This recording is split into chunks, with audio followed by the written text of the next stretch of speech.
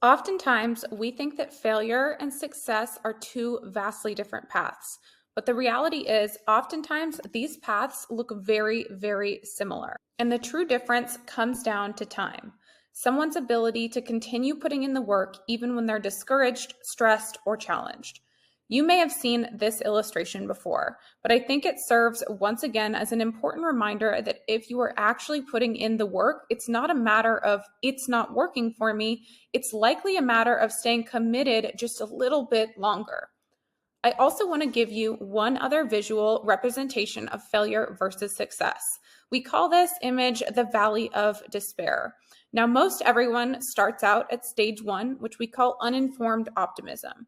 You don't yet know what you don't know, so it's easier to be optimistic. You're likely excited and eager to begin your real estate business, and you want to dive in and you see the success of others. So optimism is at an all-time high. Some of you will experience some quick wins, which will keep you in this stage much longer. But inevitably, you'll start to move down towards stage two, which is informed pessimism. This is where you're starting to truly see and understand how much work is required. Maybe you've been met with some resistance, rejection, or objections. And in starts to creep the thought of, oh, maybe this isn't for me, or I'm not cut out for this. Maybe I should try something else. I knew this wasn't going to work for me.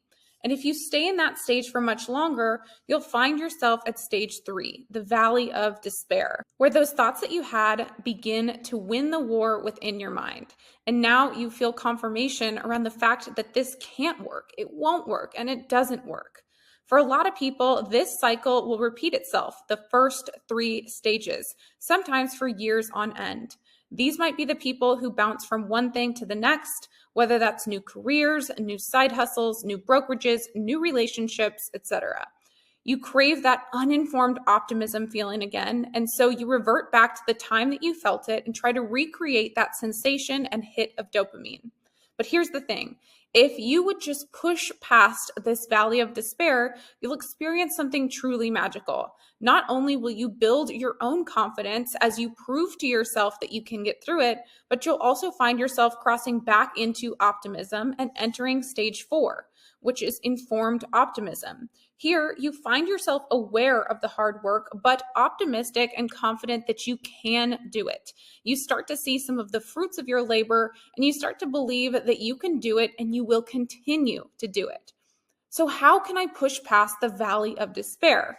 Well, it looks a little bit different for everyone. For some, it's simply a test of mental toughness, and with pure grit and determination, they can push past it, staying in the game long enough. Whereas others will need a little bit more intentional assistance, which is where I like to call in things like affirmations, visualization, and journaling. The trifecta of reprogramming your subconscious mind to understand that the good that you desire is just a few steps further.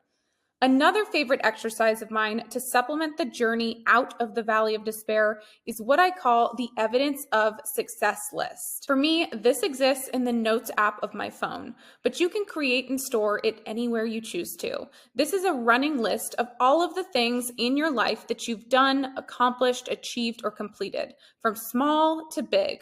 Now, I encourage you to take a moment and create your own evidence of success list, going back as far as you can truly remember and noting the things that you've achieved. It could be as small as getting out of bed this morning and making your bed, or as large as competing in the Boston Marathon, and anything in between. This list ought to be one that you add to often to further reinforce in your mind that you are confident, capable, and successful, even if it hasn't yet happened for you in the current activity that you're pursuing. And finally, you're finding yourself entering stage number 5, where you feel fulfillment and you see the signs of your success. Now, to assume that this journey is entirely linear is a bit naive. It is not uncommon that you'll teeter back and forth between a few different stages from time to time.